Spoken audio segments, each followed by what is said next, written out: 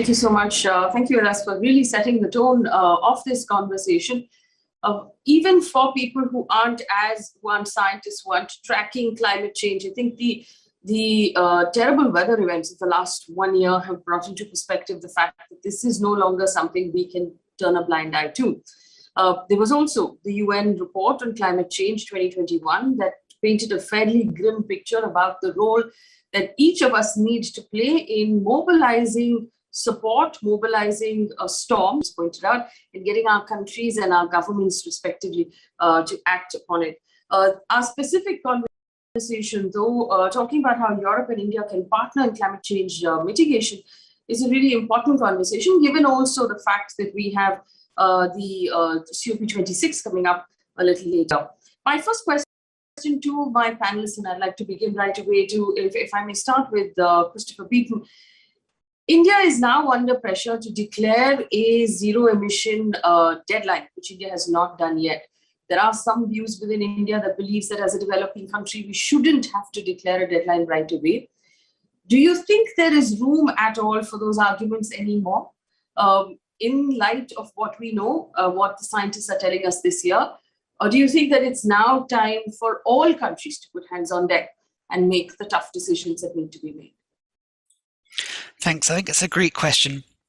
I think that we need two types of ambition from this year's COP. So one is we need to see kind of evidence-based ambition about trying not to exceed 1.5 degrees. And so I think absolutely there is kind of huge pressure behind all countries to seriously consider whether or not it's feasible for them to set a deadline for net zero. And also to think about what this means in terms of really urgent near-term change. But I think also the other type of ambition we need is socially responsible change. And I think this is kind of what India has taken a stand on internationally and said, you know, we don't want to sign up to a commitment if we're not convinced that we can do it in a way that will protect the most vulnerable and also in terms of its economic impacts kind of won't flow through on negative impacts to other consumers. So I think kind of picking up on Elias's point in his introductory remarks about the importance of effective exchange on know-how. You know, I work for an NGO and I think about collaboration between India and the EU with NGOs. I think a huge part of what we're trying to do is knowledge production. I think we're trying to show that, in fact, you can make these changes in a way which is socially responsible, and then also to kind of share that information with wide ranges of stakeholders to build up their confidence. So I don't think it's my place to say whether this COP is going to be the COP where it's the right choice for India or not, but I think that's where we are, and I think that's the tension. So yeah, you know, very hopeful that we might see statements on this in the next months, but also I think it really relies on this confidence that we can do it in a socially responsible way. Taking the same question to the rest of the panelists as well, Shikha Bhasin, research on climate change mitigation policies. Ms. Bhasin, do you believe that India is doing enough at this point? And is there enough scientific intelligence that we're picking up or we're learning from the rest of the world in order to be able to maybe leapfrog some of the steps that the other countries took so we can get there a little faster? So I like how you phrased this question, Faye, especially in terms of can we get there faster? Given where we are today, where climate change has sort of grown from being a serious challenge to a full-blown global emergency, I think India is taking enough amount of sort of responsive steps to make sure that we get there faster than everybody else. And to put that into perspective, the EU, for instance, peaked its emissions back in 1979, and given its 2050 target, it is going to take more than 70 years between its peaking year and to get to net zero. It's the same story for UK, who's the COP presidency this year, and it's a similar story that you're going to see unfolding in the US, in Japan, and all other developed countries. A second thing that we need to think about is what is their per capita emissions profile? And because India has always given a lot of flack for this sort of per capita emissions profile, I also want to add the per capita income amount, right, for each of these countries to be able to get there. Now, if you want to call it a leapfrog, you can, but to me, it seems like a pretty straightforward transition to a decarbonization pathway.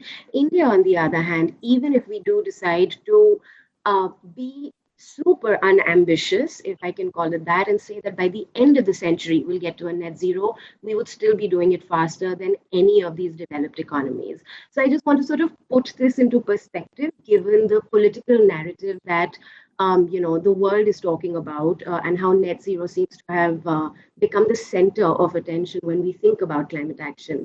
I think we need to be realistic and think about what are the actions that are being front-loaded, how much of the responsibility or the promises that were made before have actually been met, whether that's about emissions reduction, it's about technology cooperation, or it's about what's being considered to be climate finance and how much of that has been met. And I'd be happy to sort of delve into all of these aspects more as we go along.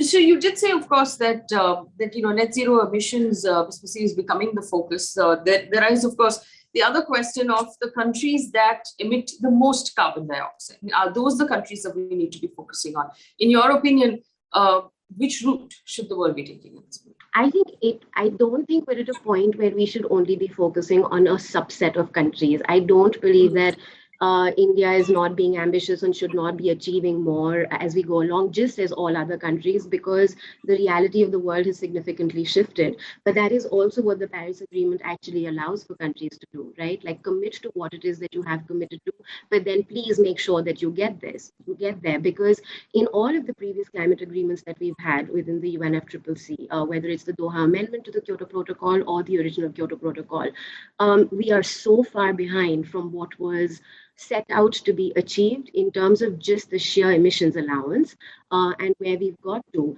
And it is a really critical moment politically for us to be able to take stock of what was supposed to have happened by 2020 and where we're at in 2021, and how as a global community of 198 countries do we intend to get there. So are we front-loading the commitments that have not been met to make sure that we're getting there? And in the meantime, what is everybody else doing, to get all hands on deck, whether it is in terms of financing solutions, identifying, over the horizon technologies, developing actual collaborative partnerships and not just, civil society engagements. What are we actually doing as states and as non-state actors to get there?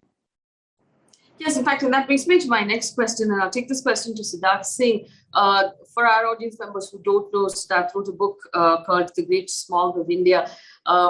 It's, the issues that Delhi and many North Indian cities face towards the winter of every year, something that many journalists have spent time and energy on, as have I. And we found ourselves going around in circles and coming back to the fact that our politics stands in the way. We have various parties that refuse to sit down on the state level and have a conversation on how to solve for these problems. Siddharth Singh, there is obviously the international conversations that will take place, the national level or the federal level conversations that will take place, but how important is local government? City level government, state level government in each of these things as well. Will they only pick up their cue from the federal government, or is there a responsibility here on the city level to do more? Thanks, Faye. I mean, firstly, it's great to be amongst all of you, and I think this is a very timely and important conversation. So I'd like to kind of take a step back first. Before we get to what cities and municipalities should be doing, I'd like to just set the context a little bit better, because I think this problem of air pollution is very local in nature, but it's not. It does not operate in a. It's a function of the technological choices, the policies, and a lot of other things. And I think while air pollution and climate change are distinct problems, there's a significant overlap in how we got here on both fronts. So I'll just very quickly kind of set the context on climate change and come to air pollution. I think it's very important to remember that this climate crisis is not a new problem, and it's also not one that's been created by India primarily, right? But having said that, it does not mean that India should not act and should not be a party to the solutions. And when you act on air pollution, some of our latest studies have shown, when you act on greenhouse gas emissions, it also has an impact on air pollutant levels. So it in a way, it is a you could have a related and I think joint approach to both these problems, right? So what do I mean when I say that climate change is neither a new problem nor one created, by India primarily? So firstly, greenhouse gas emissions don't get reset every year. It's very easy to say that India is the third or the fourth largest emitter in the world, but it's the year itself is an artificial construct. The emissions in the atmosphere have actually been around for decades, if not a century and over. So we need to understand what cumulative emissions mean, and therefore, how the problem, how we got to the stage that we're at currently. Right. Secondly, it's people who pollute, not countries. And of course, countries are formed of people. But the point is that not only today, but even in the year 2040 or the year 2050, the per capita emissions of when an average Indian will be less than the global average. So it's not just today, but also in the future. And I think it's important to therefore remember we need action, at a global level. Also that the carbon intensive pathway is what led the advanced economies to get to where they are. And therefore, you can't fault a country like India for also pursuing one which is very coal intensive, or at least historically has been so. This, of course, is also the reason why India continues to be a high air polluter for our more local and domestic kind of experiences of the environment. But like I said, having said that, it doesn't mean that India should not be a party to the solutions, because firstly, climate change impacts India and Indians, and India is one of the most vulnerable countries, on this front. Importantly, as you kind of brought up, air pollution is a local problem. So while we can blame the whole world and history and everything else for all of those historical emissions on the greenhouse gas emissions front, air pollution is impacting us today and now. And 1 million people dying every single year is honestly very hard to even imagine. The scale of the crisis and the health impacts on the people is indeed unimaginable. And a problem that will feed in onto the air pollution front as well as on the climate change front is where India is headed over the next 20 years or beyond. In fact, one of our latest studies, we estimated that India will be adding the equivalent of 13 Mumbais in terms of population to India's urban population over the next 2 decades. Right? So 13 new Mumbais, and these are Mumbais that are consuming energy, that are polluting, that are buying vehicles, that are building homes. In fact, 60% of the buildings that will exist in the year 2040 have not yet been constructed. So look around you, look at the buildings, and just imagine more than double that will appear in the next 20 years. Similarly, India's vehicle stock is expected to double. So we'll have more cars, more motorcycles. We'll expect a lot more emissions, of course, through all of these activities. Now, at the global front, thanks to the Kyoto protocols and the Paris agreements of the world, we have managed to finally get some momentum going. We have finally managed to get some agreements going across different countries of what needs to be done. I really feel, just like the Paris Agreement, in the case of air pollution in India, we do need an equivalent of something like a Patiala Agreement of sorts, where, like you said, the municipal corporations, the cities, all of us need to bring these stakeholders onto the table, make them talk about what they can achieve on their respective fronts, and therefore, push them to, or rather make it binding for them to achieve it. That's why, the lack of such an agreement across different agencies is the reason why we have this debate every year, where we just end up passing the buck from one institution to the other. And I think it's high time we move beyond that, learn from the international experience, and use that in the Indian context as well. Bringing in Lou Del Bello as well, talking about what we can right now learn from the West, from the EU, and how we can collaborate in order to mitigate climate change. Lou? Hi, thank you for having me today. So I think I would almost flip the question and say what the non-Western world can teach the Western world, so Europe or the US, in terms of dealing with climate change. These are two different worlds, and I think they start from two different places. For example, the debate that we're touching on before, the net zero. Net zero is a target that sounds really good, and like people can understand it, and it's visually appealing, but also works, or sort of works, for economies that have already peaked their emissions and they're already industrialized. And so the pathway they have to take is just towards that reduction and have to, change their infrastructure and their processes to reduce their emission. And while this can be very challenging, it's a more direct pathway to a certain endpoint.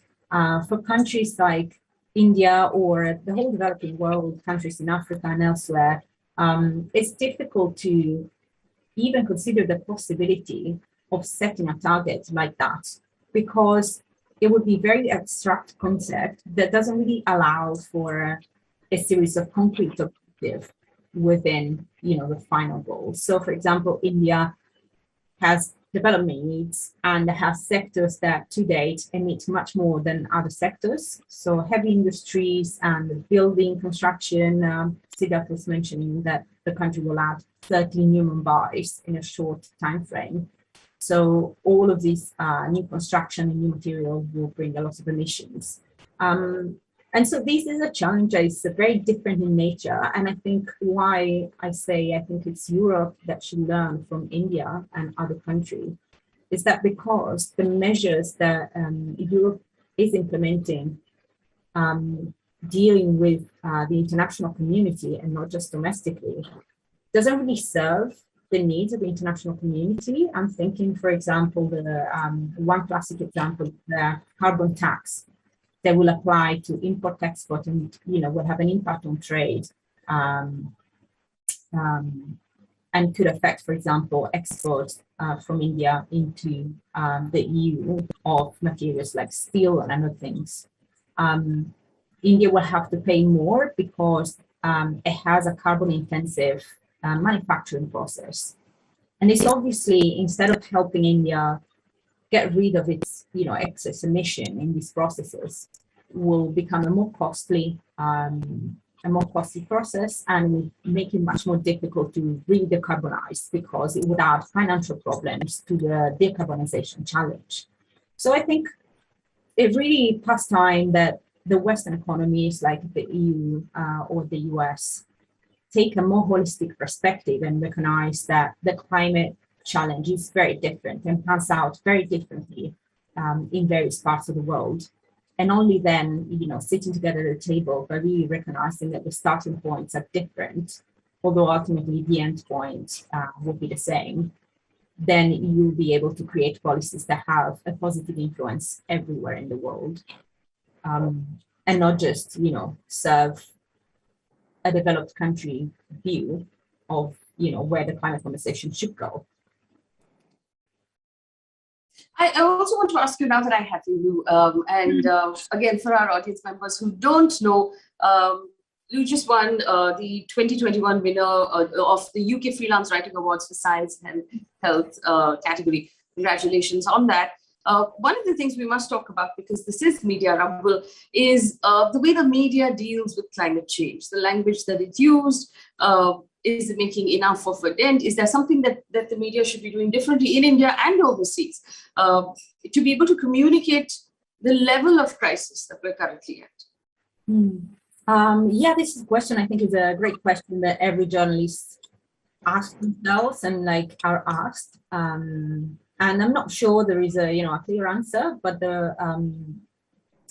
what I'm seeing, particularly now that climate is becoming more and more mainstream, is a kind of dichotomy between people teaching more, like journalists and experts teaching more science, which can be a little dry, and journalists teaching solutions. So, for example, electric cars can be the solution to city pollution.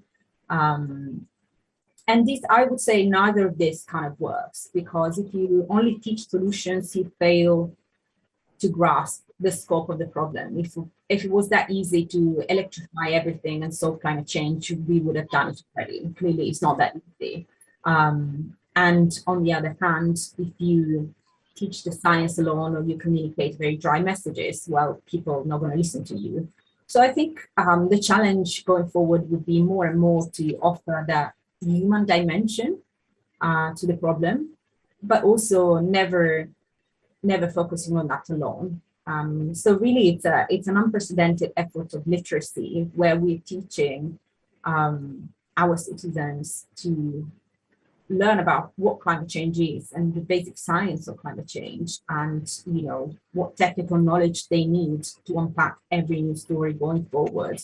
And climate change, I mean, it's been around obviously for decades and decades, but I do feel it's only now that it's starting to be on the mind of people at an unprecedented scale. Like when I started working on climate change, it was considered a very niche beat, and people were not interested. They didn't even know what it was. Even among my friends and family, they were like, "Oh, this is weird. You do you." Whereas now, it's everyone talks about it. Everyone wants to know about it. So I think it really changes onto this effort of climate literacy that we all have to be part of. Right. Same question to the other panelists as well, Christopher Beaton, coming back to you on the reporting on climate change, the communication, the language that's used, the sense of urgency that's argued in the pieces that covers climate change as well. Do you think that we ought to be doing more across the world and in India? Yes. I think there's a lot more that can be done. And I think that's part of the challenge, obviously, because it's almost, no matter what you do, there's always more that can be done. I think one thing I'd add to Lou's comment, which I very much agree with, is, she talked a lot about literacy. I think also maybe kind of just bringing out voices and representing voices as well. I think that's an area that needs a lot of work. I was participating in a recent webinar from the Global Commission for People-Centered Energy Transition, and a theme that came up there, which I cannot emphasize enough, is I think that people need to be included in the change that's coming. I think when we look at not just the scale of change, but the pace of change that's coming, it's really going to be very big. And I think we've already seen with COVID-19, for example, how these very complicated technical scientific issues really are highly problematic when it comes to kind of interacting with people's everyday lives. I think that particularly with climate change and with energy, there's a lot of engineers who work on energy. People have a very technocratic approach to change. They like predicting how people are going to behave, or mapping out what they think, and often they skip talking to them. Bringing them to around the table, being among the decision makers. I think that there's a lot of really interesting work that's been happening around just transition in Europe, around coal phase outs, which may look very, very different in other parts of the world, but this essential step of kind of bringing out the voices of affected people and including them in change-making processes is something where I think media has a huge role to play. So yes, we can do more, and that would be an area that I'd highlight in particular. I happen to agree with you, Shikha Bhasin. Is there perhaps a need, especially in India, to be able to communicate the crisis in multiple languages in an accessible way, in a way that doesn't seem to alienate most of the people who need to know about it? Yeah, I couldn't agree more. And I think it's not just the responsibility of media anymore. I think it's really about also civil society, think tanks, like recognizing what role translations can play, recognizing different kinds of communication collaterals almost, right? So if emails are not the way to go, and if like a limited character tweet is not going to get you there, can we come up with cartoons? Can we actually create like video explainers that talk about what net zero is, right? That talk about what the Paris Agreement is? And can this not be translated and sort of like sent on, WhatsApps to everybody, because everybody is hungry for like clickbait today, right? So I think we all need to sort of bridge that gap between science as one part of it, the solutions as another part of it, but really the humanizing aspect of how it's affecting various and millions of faces in India every single day, right? So what is that story of, a farmer in Kerala who has a solar panel on his roof? And what is the story of, a girl who finds her college independence and security in Delhi through an electric scooter, that she can drive around in? I think these are the sort of stories and solutions that we need to look at, but then also recognize the critical role that these technologies are going to play in the the GDP of our country, and give birth to an entirely new set of entrepreneurs? Are we actually being able to communicate all of these as opportunities, to people who may or may not care about climate change, but are definitely getting impacted by it? Absolutely. And I'm just going to bring in Siddharth to the same thing right now. Like I said, we did talk about the fact that, that many problems are city level, that a lot of the pollution happens on the city level. Is there perhaps a need for city level communication? Because the solutions are also sometimes micro. The solutions are also neighborhood driven, industry or factory driven or agriculture crop driven. Is there a need to break it down to that level? And are we doing enough of that? No, not at all. I don't think we're doing enough of that at all. I think, one of the first few kind of questions that led me to start researching on air pollution a few years ago was the statistic that I read of, 1 million or so people dying every single year. And my question was that if 1 million people are dying, then where are they? Where are the faces? Where are the stories? Air pollution is an abstract concept. Sure, you can experience it if you were in Delhi towards the end of the year. And by the way, on an aside, it's a shame almost that we talk about pollution only in that smog season and not the rest of the year. So there's no time for people to actually drive momentum towards change when you actually need to be working on it, rather than just when the crisis has kind of hit you. But yeah, coming back to the question, I think unless we're able to tell the human stories behind the crisis, it will not resonate with the people. It's not enough to say that PM 2.5 levels or whatever, or I think to most people saying that a 2-degree rise in global temperatures over so many years is a problem. A lot of people don't understand what that means. 2 degrees doesn't seem much because there's much more than a 2-degree variance in the daily temperature on any given day in most places, right? But what does that 2 degrees actually mean to the people, yes, societies? I think that is something that's not been appropriately communicated at a city level or at a level of the neighborhood, like you said, in a way that we can identify with the stories. And I think that's something that we need to work on. I think, one of the things that I found interesting, specifically because India is such a massively agriculture-driven country, we grow rice in South India, where the stubble doesn't need to be burned. We grow rice again in the north, where the stubble is burned once a year, which causes a tremendous problem of air pollution. So solutions that way also on sustainable agriculture, on whatever industry or crop we're growing, and how it can fit into the larger sustainable growth goals of our country. Is that something that is driven down to federal government, state government, local government? How does that come in? No, so firstly, it's a pan-India issue in the sense that air pollution in Punjab doesn't just stay in Punjab. It will also, air pollution knows no boundaries, right? So it will flow to the whole northern half of our subcontinent, which is where the problem really is. I think especially when it comes down to the reportage of such issues, we make it seem like it's an urban problem. The problem is not that there's stubble burning in Punjab and Haryana and elsewhere, and that smoke is coming to Delhi.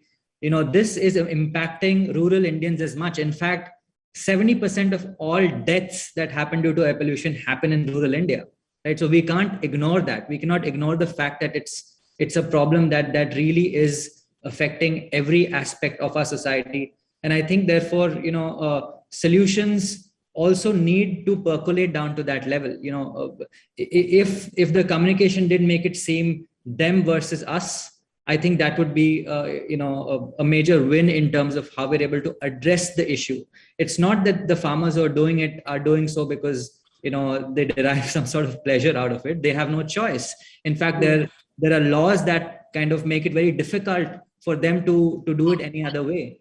Just providing subsidies or incentives to stop stubble burning is not enough. You need to take away the incentives that make them do it in the first place. And I think those kind of solutions, while there is a national nature to it, eventually comes down to how local administrations are able to deal with it.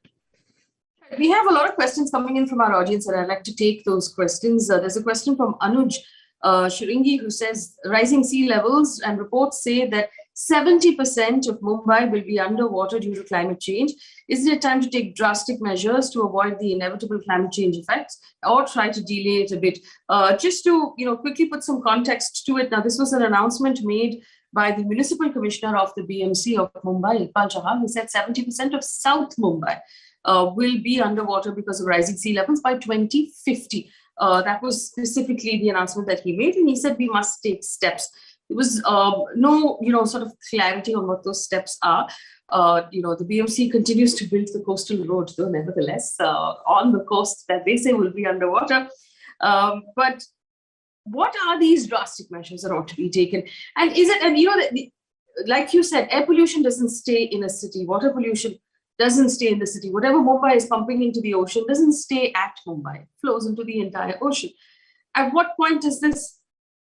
It's not just a solution that needs to come from Mumbai. It is a solution that needs to come from perhaps people all over the world. And Siddharth, I'll take that question to you first. But what drastic measures should we be taking? Look, I mean, the drastic measures will really differ depending on what geography we're looking at. So a drastic measure for India will be very different from a drastic measure that's needed at a global scale. So obviously climate change is a global issue, and you want a drastic measure in the form of, the world's biggest polluters and the world's historic polluters basically saying that they will stop using fossil fuels, perhaps start, a very aggressive phase out of fossil fuels as soon as is possible. But then there's also, for countries like India, who have not historically, polluted as much, but at the same time are impacted, and in the future there's a, grave room for India to actually pollute more. India needs from the West, at least three things, investments, and investments. We need a lot of it. We need to drastically figure out ways to, for example, about 80% of India's power is generated using coal. Is there a way for India to go out there and say that we're going to phase out all coal use in power by the year 2040? It's possible, but we need a lot of money for it. We need a lot of other things. And I think it's doable. And that would be a drastic measure at an India level kind of, in terms of India policy. I'm eager to also listen from, hear from the other panelists what they think an aggressive set of actions could be for India and at the global level. Actually, I'll just open this up to the entire panel, to anyone who wants to respond to that. Christopher, do you want to take that? What would an aggressive set of measures be on the India level and the global level to mitigate rising sea levels to begin with? Sure. I mean, maybe we could start with the fact that India, along with all countries around the world, are currently taking very, very drastic measures around the impacts of COVID-19. They're spending huge amounts of money, but is the money being spent in ways which is aligned with the kind of clean energy transition? So a lot of ISD's work over the past 2 years has been promoting a fossil-free recovery. So we've tracked about $336 billion being committed to fossil fuel intensive sectors right now, compared to only $275 billion for clean energy. So I think one thing that could be done is spend the money we're already spending, which is drastic, but in ways that are better aligned with solving some of these long-term problems.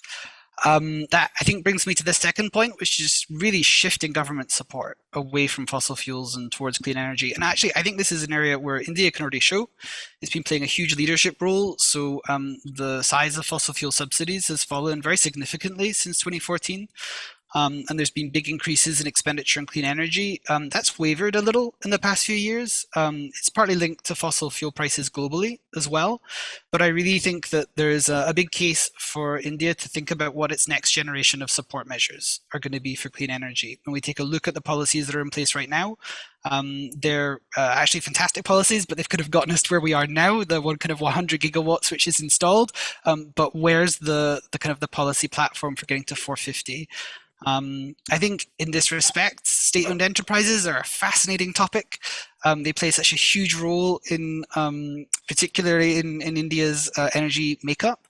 They've got really strong commitments to social responsibility and making sure they're contributing towards kind of, just general social good, as well as meeting their kind of profit needs, and a kind of a really strong mandate for them to shift investments towards clean energy would be great as well. In FY 2020, we identified about 3.1 billion USD investment in fossil fuels, which was about 11 times as much as RE.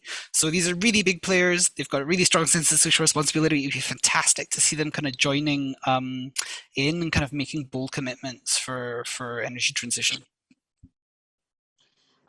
There are a couple of questions that have come in from audience members. One question from an anonymous audience member who says, in one of the sessions with school children where the child asked the Prime Minister Modi about climate change, he basically, roughly translated, said that as people get older, they feel colder. And that's really what climate change is.